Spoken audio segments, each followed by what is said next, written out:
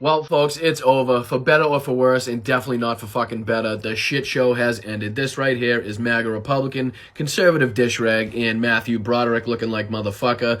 Mike Johnson seen here contemplating which human rights he'd like to strip away from LGBTQIA and women who seek abortions first. He was just elected Speaker of the House, which, if you didn't know, is third in line to the presidency. So I think there's a few things you should know about this little weasel right here. The little weasel and angry white man is Representative Mike Johnson, the little-known Louisiana Republican who just became Speaker of the House. He is both a leading election denier and one of the staunchest religious conservatives in the House. Mr. Johnson, a lawyer and former chairman of the Conservative Republican Study Committee, played a pivotal role in the congressional efforts to overturn the 2020 elections.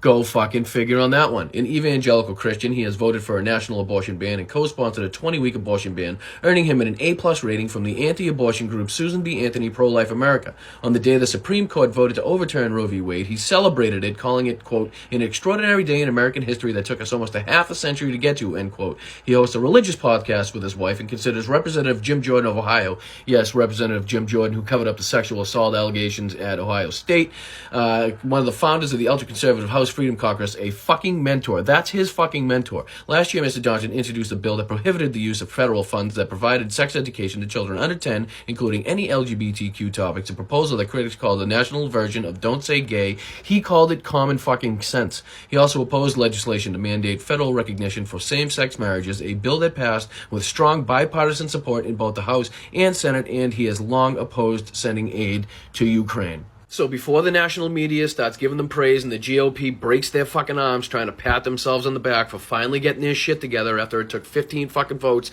to get Kevin McCarthy elected in the first fucking place. Now, he didn't last very long. We had to endure the shit with Jim Jordan trying to become speaker, even though he covered up sexual assaults at Ohio State and is still under congressional subpoena. That would have been a fucking humdinger. We had the government shutdown looming that we had to kick the can down the road 45 days because nobody knew what the fuck to do and we had no Speaker of the House. And now we get fucking Mike Johnson from Louisiana as the best of the best that the GOP could put fucking forward at this time.